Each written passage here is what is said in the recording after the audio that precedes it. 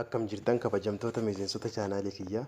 Har'a akkaataa itti daataa keenya, faayila keenya, suuraas haa ta'u viidiyoo, appilikeeshinoota garaagaraa yeroo duraa itti fayyadamuudhaaf akka bilbila keenya yeroo badillee nu jalaa wajjin hin banneef intarneeta irratti akkamitti daataa keenya ol kaayyannaa isa jedhu san isinitti agarsiisuu barbaada. Jalqaba maal goona? Imeelii akkuma beekamu haala itti banan viidiyoo yeroo dabree keessatti isin barsiiseen jira. Amma kan itti aanu ammoo akkamitti daataa keenya intarneeta irra kaa'annaa. Ni jalqaba haa ilaallu. Appilikeeshiniin Google Drive jedhamu kun bilbila keetirra jiraachuun dirqama jechuudha. Inni kan hojjetu kophaa isaatti osoo hin taane imeeluma achi taaree banti santu asirratti isa hojjeta. Yoo imeeliin biraa irra jiraatte iddoo ol jijjiiruu qofa jechuudha. Kanaaf yeroo baay'ee appilikeeshinii Google Drive jedhamu kun yoo kan fayyadamaa hin jiraanne taate abdiitii nu gaafata. Abdiitii jechuun haaromsuma waan taateef abdiitii godhannee daataa asirra kaa'achuu qabna jechuudha. Baay'ee nu fayyada daataan asirra jiru. Bilbila keenya hattuu yoo hatte kan badu wajjin qafoo bichaa asirraa badamee daataan kee baduu hin qabu jechuudha. Kanaaf bakka kanarraa imeelii haaraa baname san kan daataan homaa hin jirre sanitti jijjiiruudhaan qaba. Akkanatti jijjiireen jira. Amma kun imeelii haaraa wanti tokkollee hin jirre jechuudha.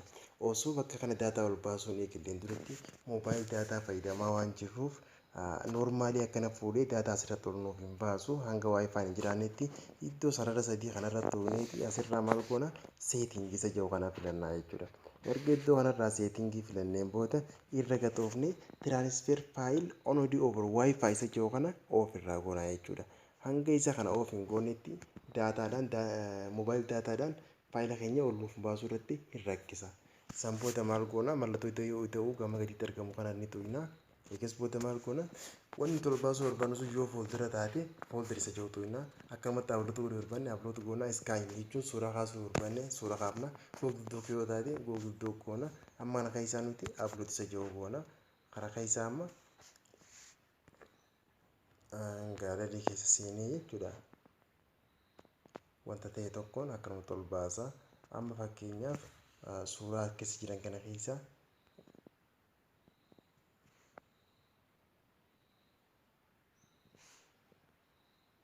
ammaas dabaleen tabiraatis ol baasa.